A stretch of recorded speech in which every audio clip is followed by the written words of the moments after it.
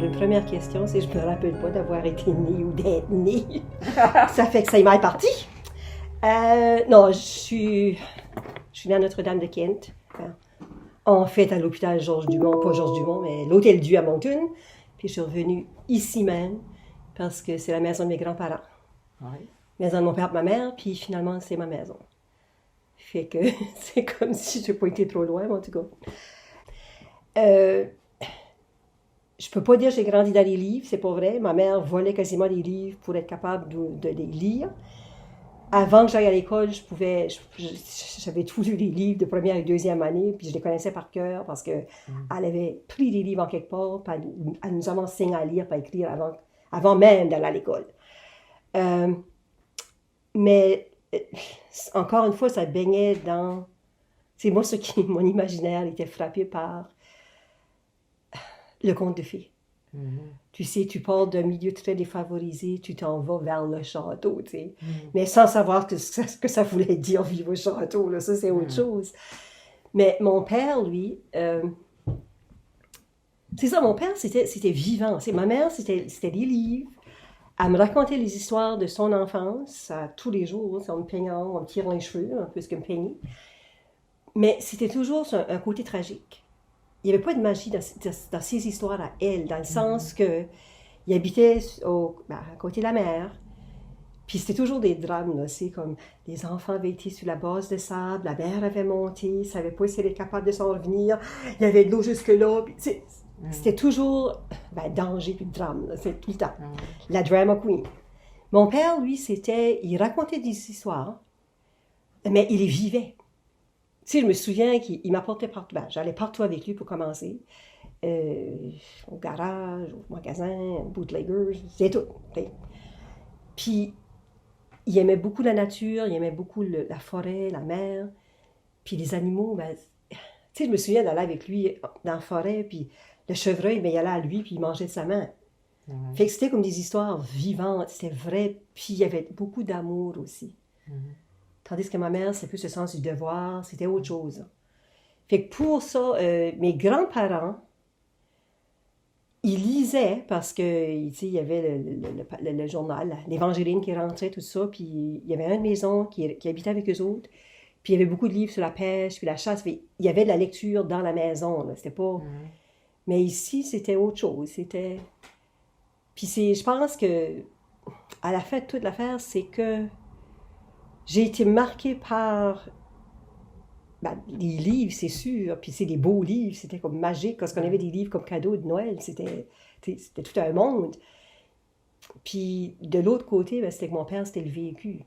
J'avais comme les deux.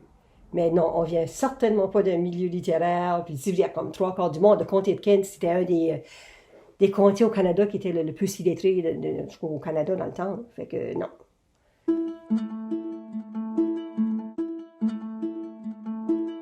Je suis à l'université à Moncton. Puis c'est là que l'écriture s'est développée ou a pris racine, dans le sens que quand j'étais au secondaire, j'avais passé les sessions avec l'orienteur. Puis il m'avait dit que j'avais 3 choix. Soit j'allais en littérature ou j'allais finir par enseigner. Puis c'était comme, je veux pas ça. Je vais assez détester l'école, aller là. Soit en art visuel. Puis en art visuel, je me disais, tu sais, tellement je pourrais faire de quoi dans ça. Puis là, la troisième option, c'était embaumeur. Non, tu sais, les pompes funèbres. En tout cas, je m'ai inscrite à... c'est ça, je voulais pas enseigner. Puis, les cours de littérature, c'était comme... Pour moi, c'est que t'étudiais tous les vieux, puis j'étais pas là, c'est pas ça, j'avais pas soif de ça, j'avais soif d'autre chose. C'est que finalement, j'ai été en art visuel, mais très très vite, c'est comme l'écriture a pris le dessus. Puis l'écriture m'a soutenue pendant tout, tu sais, comme j'avais commencé déjà depuis tout le temps, là. Mais surtout à l'université, j'ai fait mes 3 ans, puis si j'avais pas eu l'écriture, je pense pas que je serais ici aujourd'hui. Parce que c'était juste trop, encore une fois, c'était d'être déraciné, c'était... tu sais, l'enfant seul qui est poussé, puis la falaise est là, mais c'est comme, il faudrait chaud, là, c'est comme, j'ai pas le choix. Puis là, j'étais à Paris, j'étais étudiée à Paris pour un an. Mais ça, c'était des cours que je prenais moi-même en cinéma. Des choses qui m'intéressaient quelque part parce que c'était encore la même chose. Tu avais le même sentiment d'être dans la grande ville ou c'était moins pire à Paris? Là, c'était beaucoup moins pire parce que ben, je me sentais chez nous. C'est fou. Français. Ben, non, c'est pas nécessairement c'est en français, c'était... Non, parce que là, le français, c'est encore une autre affaire. Tu sais, comme acadien, moi, j'avais toujours l'impression qu'on ne pouvait pas parler, il fallait se taire. On avait un accent, tu sais, c'est comme ça. Puis à l'Université à Moncton, j'ai vraiment ressenti ça parce que, tu sais, je sortais de Notre-Dame. Les enseignants, c'était des Belges, c'était des Français, c'était des Québécois, il y avait un Acadien ou deux que... Ben, puis encore, s'ils venaient d'Edmundston, c'était pas... Fait que là, à un moment donné, moi, j'ai appris à me taire. En France, c'était un peu différent. C'était étrange, c'était tordu comme relation, mais je me sentais mieux, là. Tu sais, je me sentais mieux, c'était plus tard aussi. C'est sûr que la première fois que je suis allée en France, on a fait la lignée acadienne, comme tous les bons Acadiennes. Puis j'avais rencontré une madame, parce que c'était une espèce de... Ben, c'est quand j'ai gagné le prix France Acadie. Fait qu'on nous avait amenés sur la lignée acadienne. Puis, il y avait une petite madame, je m'en rappelle encore, elle était comme ça, puis tu sais, comme son petit tablier, puis elle nous attendait, puis quand on arrive, là, moi et ma soeur, c'est celui qui les met sur le tablier, là, tout... Puis elle dit, oh, mes pauvres petites filles, ben ça fait assez longtemps que je vous espère. Puis c'était juste comme, ben, t'es chez nous, là, j'en ai encore des frissons qui me... Mais tu sais, c'est ce sentiment-là d'être, ben, de pas d'être jugé, d'être accepté tel que t'es, avec quelqu'un qui te dit ces mots-là exactement comme il était dit ici, tu sais, c'est comme... Ben, j'avais trouvé ça. Puis je pense qu'à partir de là, il y a quelque chose qui c'est au niveau des vibrations, au niveau de l'âme, au niveau des connexions ailleurs, là. Mais pour moi, puis si là, de retourner en France, c'est comme aller chez nous. C'est comme que je sois à Paris ou que je sois ailleurs, c'est comme être chez nous. Puis surtout ailleurs qu'à Paris, là, ben c'est vraiment, je me sens bien là-bas.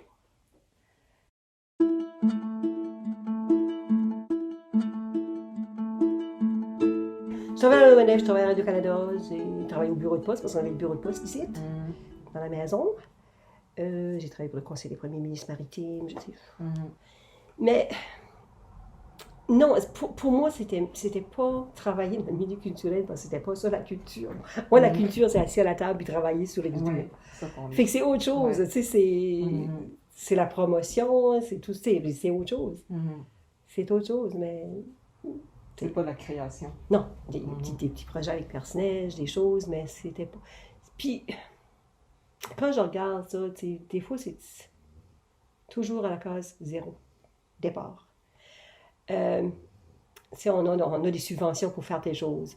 Ben, la promotion des livres, la diffusion des livres, ben, c'est comme, ça fait pas 50 ans qu'on fait ça, on ne peut pas faire de quoi d'autre. Fait que pour moi, c'est des choses qui finissent peut-être par payer, si c'est à la mode, mais... Pour moi, c'est pas ça. Tu sais, c'est quoi pour je dis pour moi, c'est pas ça. Merci qu'il y a des gens qui font ce travail-là. Parce que si on n'a pas ça, on n'a plus grand-chose, là. On s'entend. Mais pour moi, la culture, c'est l'écrit. Pour moi, c'est l'écrit. Puis ça devient plus que l'écrit. Ça devient un style de vie. Tu sais, je suis ici... par choix, mais... Comment est-ce que je pourrais dire?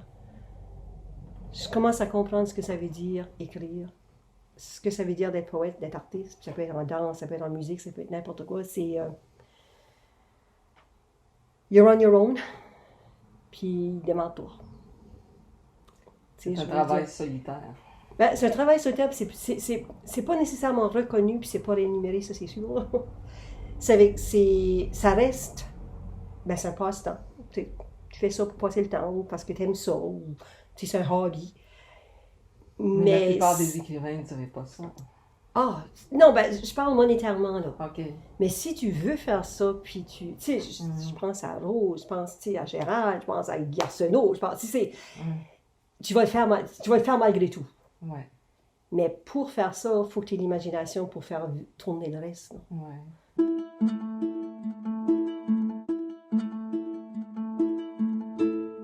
Au début, ben, pas au tout début, mais au début, puis oui, puis non. Là. Mais c'est pas ma place. Je sens pas que je parle. Tu sais, je suis tellement désorganisée, moi, dans ma vie, puis dans ma pensée, que je sens pas que je peux mener quoi que ce soit, où que ce soit. Tu sais, c'est pas. Puis je laisse la place aux autres. Tu sais, c'est comme. Toi, l'important, c'est d'écrire. Ouais, Une fois puis que pas j'y crois pas, c'est pas ça, j'y crois. Mais d'un autre côté, tu sais, à un moment donné, tu te dis, ben là, on crée des organismes, c'est vraiment tout le fun. Puis ça te nourrit au point de vue à rêve, parce que tu penses, hey, ça va aller de l'avant. Là, je peux investir dans le Concorde, là, puis je vais avoir ma drive, ça va y aller. Mais on dirait que ça arrive, puis ça arrive pas. Ça arrive collectivement, mais ça arrive pas nécessairement individuellement. Fait que là, moi, je me dis, c'est pas mon genre de tu sais, j'ai pas l'énergie pour commencer, je l'ai jamais eu. Quand je passe 5-6 heures à table ou 7-8 heures à table, moi, c'est tout. Puis là, c'est au fil des ans, ben, t'as eu les couples, t'as eu les enfants, t'as eu les chiens, t'as eu tu sais, les jobs, t'as tout eu ça en même temps, ben, fidé, brûlé, moi, je retourne là. Je retourne à l'écriture. C'est une espèce de méditation, une espèce de d'encre de survie en quelque part. C'est ça que c'est pas... ressources sonores. Tout. Tu sais, là, je suis rendue, moi, c'est plus la solitude, c'est la solitude. Tu sais, là, je suis seule avec l'écriture, puis je suis pas seule. C'est étrange, mais c'est ça que c'est, là. André Lassalle expliquait un jour à mes étudiants, parce que dans sa poésie, la solitude, on revient souvent. Elle disait, il y a une différence importante entre la solitude et l'isolement. Ben oui. La solitude, je comprends. elle est positive. Oui. Ça peut être une source de... On retourne à soi, on se nourrit, on se ressource. Quand on a le sentiment d'isolement, on a le sentiment d'être éloigné des autres, puis de manquer le contact humain. Puis elle leur disait, c'est pas du tout la même chose. Pas la même chose du tout. Puis je pense que c'est un peu ça. C'est ça, non, ouais, c'est sûr. Parce que, tu sais, c'est comme je dis, j'ai juste à tomber dans des livres, c'est 2-3 paragraphes, c'est comme, OK. Ou ben, un petit mot de quelqu'un qui, tu sais, qui juste, premièrement, qui comprend ça veut dire quoi, écrire, ou, tu sais, faire de l'art, en quelque part. C'est quoi que ça... Parce que ça prend cette solitude-là, en quelque part, puis le souffle aussi pour mener le projet à... Tu sais, c'est comme autre chose, là. Puis ensuite, de savoir, tu fais ça, tu sais, fais ça pour rien, là. Tu fais ça pour rien. Ben, tu fais ça pour quoi? Ben, tu fais ça pour toi. Je fais ça pour toi parce qu'en quelque part, moi, je me suis dit, j'étais pas fitée pour faire autre chose. Tu sais, dans le sens que j'aurais pu, on m'a offert des permanences à Radio-Canada, j'aurais pu finir ou faire une vraie carrière là, avec le plan de pension, puis ensuite peut-être écrire. Mais... Puis j'adore le monde que je travaille avec. Les jobs, moi, c'était comme... C'était pas ça, là. C'était pas le... Ça, c'était l'inverse. Écrire, puis la job pour c'est ça. faire vivre. C'est ça. Mais tu sais, même à ça, à un moment donné, quand ça... La conclusion de l'histoire, c'est quand tous les jobs, les vrais jobs que j'ai eus qui payaient vraiment bien, quand ça faisait 6 mois que le matin, je me levais en braillant, ben là, c'était comme, OK, qu'est-ce que tu veux faire? Veux-tu développer un cancer ou 3 ou 4? Ou que tu veux juste être un esclave puis faire ce que tu as envie de faire puis garder envie? Choisis. Puis ça a été ça pour moi. C'est pas de la méchanceté, j'étais pas faite pour ça. Puis les gens faisaient tout pour m'accommoder, puis ils faisaient tout pour que je reste, mais tu sais, l'écriture, c'est une méchante bête.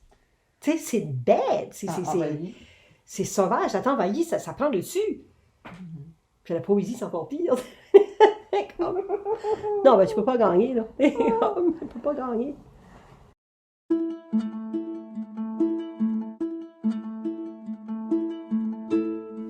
Ben, je crois que la première chose, c'est que je suis encore là aujourd'hui, puis j'écris encore, puis j'aime encore d'écrire. Ça, c'est comme... Il y a ça, là. C'est quelque chose... Je me suis jamais tannée de l'écriture. Ça me nourrit encore, puis j'ai le goût de faire ça. J'ai le goût de vivre l'écriture. Fait ça, c'est déjà beaucoup. Des moments, ben, c'est comme juste... ça a passé l'église historique à Barachois. une performance ou tu sais, sur l'hôtel, parce que nous autres, l'hôtel, c'était l'hôtel, là. La petite païenne ici, elle avait mangé elle avait ouvert des palourdes, puis elle avait mangé ces palourdes là, puis tiré cochilles. Puis, tu sais, des moments comme d'être à une lecture de poésie, puis d'entendre quelqu'un lire, puis tu sais qu'ils ont venu chercher ici, là, puis il y a une connexion qui se fait, c'est comme wow! Des découvertes, des rencontres, des endroits que je ne penserais jamais que j'irais. Tu sais, quand tu y penses, là, tu vas en quelque part avec ton petit livre de poésie que tu as écrit sur le coin de la table, puis tu le présentes à quelqu'un. C'est des choses qui... Je trouve ça complètement magique. Complètement magique. Ben ça, les rencontres, c'est sûr. Quand tu rencontres quelqu'un, ou c'est pas vraiment quelqu'un, c'est le produit de cette personne-là. Ben ça aboutit tout le temps au livre. Puis l'émotion qu'il y a dans le livre, la reconnaissance de l'autre, en quelque part, c'est... Tu sais, aussi chiant que ça peut être d'écrire, puis sur ton poésie, puis avec tout ce qui va avec, je trouve quand même que c'est quelque chose qui est complètement magique, qui est complètement vivant, c'est la liberté en quelque part. Ouais. Tu sais, c'est cette partie-là de toi qui est sacrée, puis que tu oses. Tu sais, je dis souvent, c'est comme si, quand tu as 20 ans, te lever, danser tout nu sur une table, c'est beau. Mais quand tu arrives à 70, tu sais, c'est comme moins beau, ben tu le fais pareil. Puis l'écriture, pour moi, c'est ça, c'est qu'à chaque fois que tu écris ou tu présentes quelque chose, c'est que tu es à nu devant l'autre. Dans toute ta vulnérabilité, dans toute ta beauté, dans toute ta crassitude en quelque part, mais aussi ce besoin de partager, de communiquer avec l'autre. Juste de communiquer avec une autre personne, avec l'âme de l'autre personne. T'sais.